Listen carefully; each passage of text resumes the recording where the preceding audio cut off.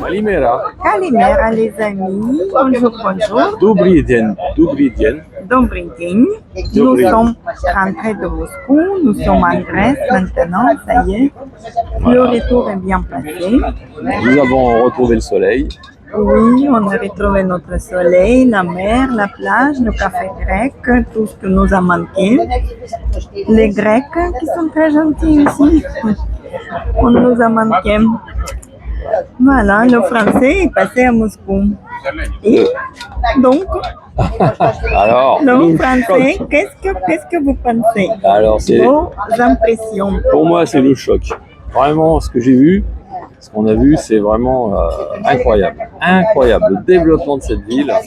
Et quand je dis Moscou, je sais parce que j'ai des correspondants, je suis des correspondants français qui vivent là-bas. C'est toute la Russie, mais c'est incroyable, incroyable. Ce qu'on a vu, c'est ça pousse de partout, ça vit, ça bouge, ça construit partout, partout. Il y a des grues, des machins, partout il y a des bâtiments, ils restent, ils rénovent. Et c'est beau parce que c'est immense. Moscou, c'est vraiment très très grand. On a visité des parcs, des choses. On a vu la cathédrale, en fait, la plus riche. Et on croit que c'est tout en or là-dedans. Mais franchement, mais c'est incroyable ce qu'on a vu. Moi, ça m'a rappelé, je vais dire, Paris il y a 50 ans. Vous savez, quand ils construisaient la Défense, ils construisaient la Tour Montparnasse, c'était le plein emploi. Il y avait C2I automobile, il y avait l'informatique, on était au top partout, l'agroalimentaire et tout. Ça m'a rappelé vraiment cette époque et ça grouille à Moscou, vraiment, mais il y a du boulot, c'est très jeune. Il y a les enfants, il y a beaucoup d'enfants, ouais, beaucoup de poussettes et tout. Ils ont le moral, et les Russes ont le moral, hein. C'est vraiment, c'est des battants, voilà, c'est des battants.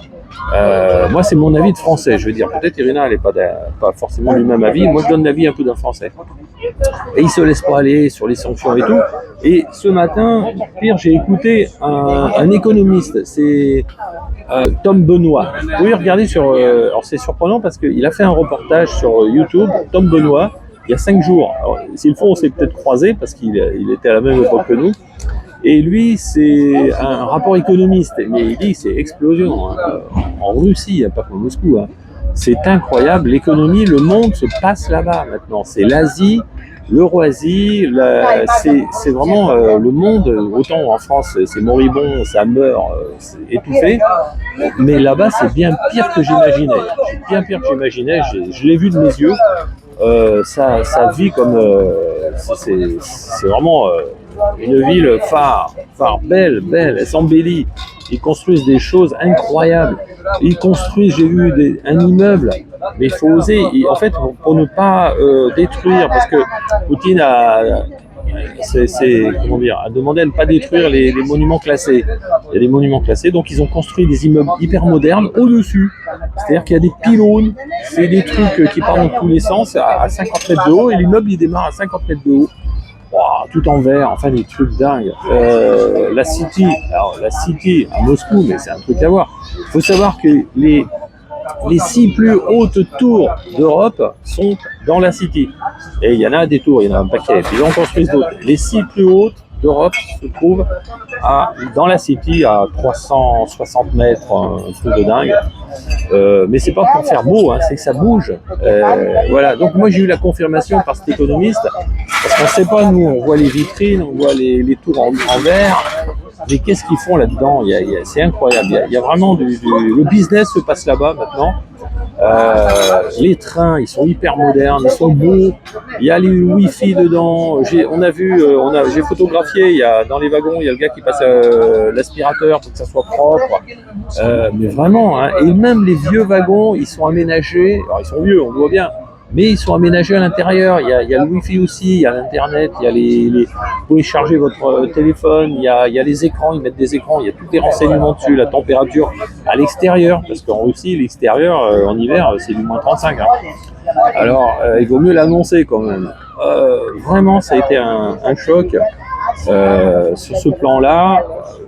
Puis tout tourne, hein, ça marche nickel. Et ça marche aussi avec de l'ancien, les navettes qu'on prend. On voit bien que c'est des vieux trucs, c'est des vieux systèmes. mais ça marche. Comment dire, ils ont adapté l'ancien au moderne.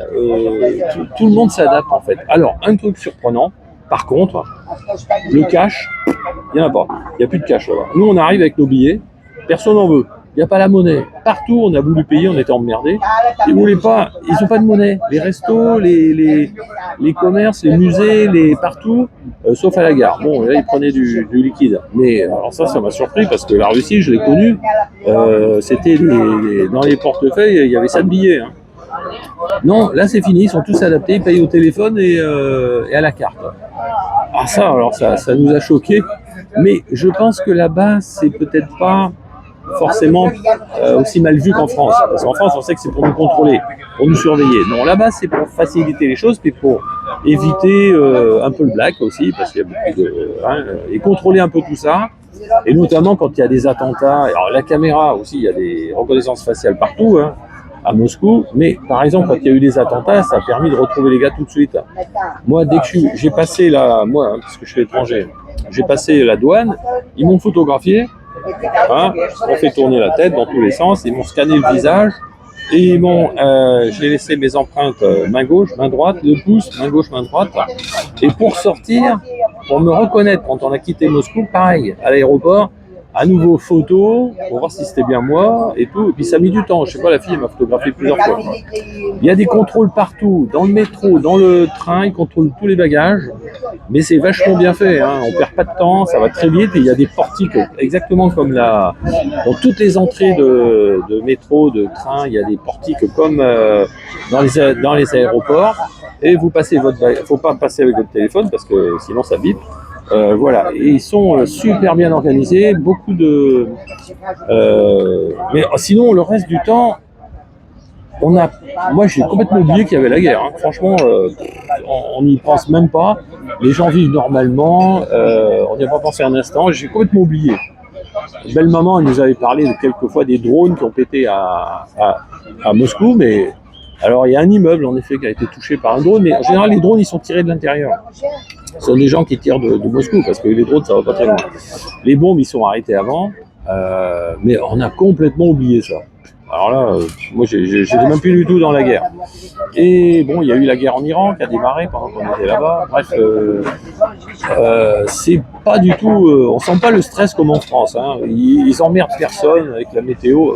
Là-bas il pleut. Hein. On a eu de la pluie tous les jours quasiment.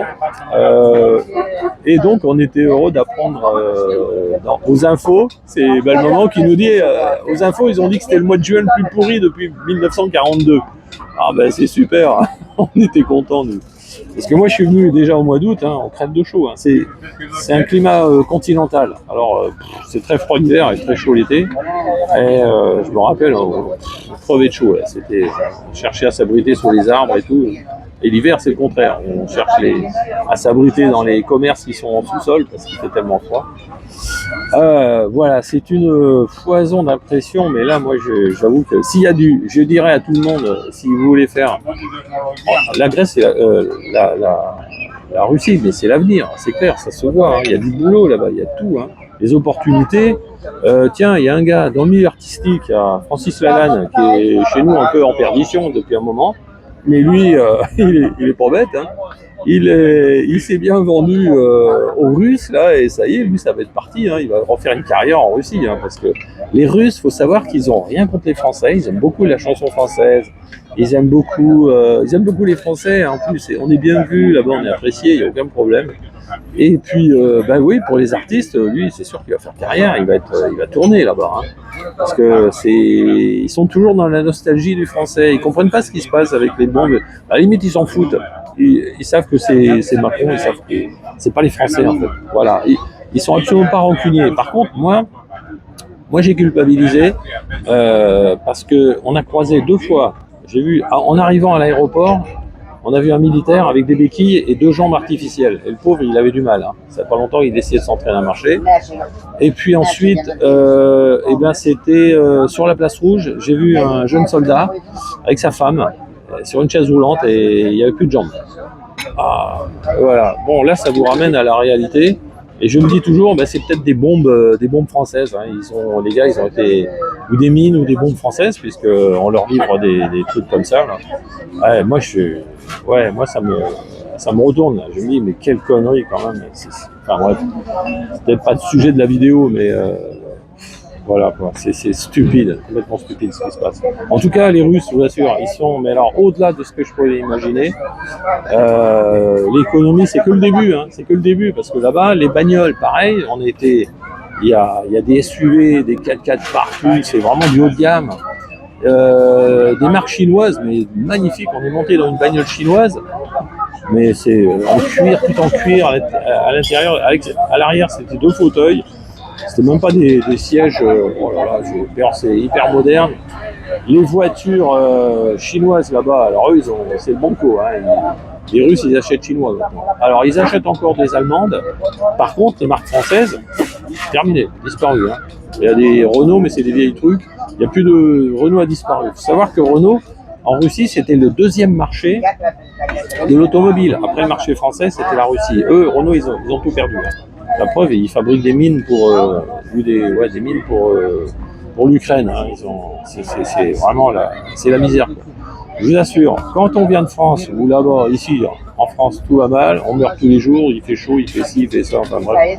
Mais là-bas, en Russie, on n'est pas du tout dans cet esprit-là. Au contraire, c'est vachement de l'avant. Et il faut écouter, il y a beaucoup de Français qui habitent là-bas maintenant qui vous disent exactement ce que c'est. Moi, je les écoute, mais là, je l'ai vu. Ce qu'ils disent, je l'ai vu. Je dis, mais c'est incroyable comment ça bouge. Et puis, il n'y a pas du tout d'animosité contre la France ou quoi que ce soit. Là, on dirait que la guerre... c'est passager, voilà, c'est tout, c'est une question de temps. De toute façon, elle est gagnée déjà la guerre, donc pour les Russes, ça va pas durer longtemps. Et puis l'avenir, ils l'ont déjà tourné vers l'Indonésie, vers la Chine. Mais faut voir, en fait, avec les sanctions, faut comprendre que tous les économistes, tous les milliardaires russes, ils ont pu investir en France, par exemple, ou en Europe, ils ont acheté en Russie, ils ont investi en Russie.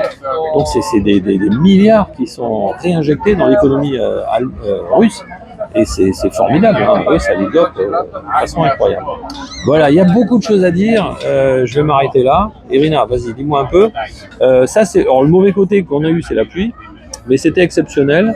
Après, un autre côté, ça c'est mon avis, j'irai pas vivre là-bas parce que à mon âge, non, je trouve que c'est trop speed. Ah non, ça va pas. Moi, je suis bien en Grèce. En Grèce, c'est pile adapté à nous, mais en Russie, ça va trop vite. Ça va trop vite, ça bouge de trop. Moi, je pourrais pas suivre. Voilà, non, je suis bien mieux ici. Voilà, mais ça c'est mon avis personnel. Par contre, je dirais à un jeune ou quoi, mais allez-y les gars, bougez les artistes. Je connais beaucoup d'artistes qui rament en France, qui pleurent, ils ont plus de contrat, plus rien, ça bouge pas.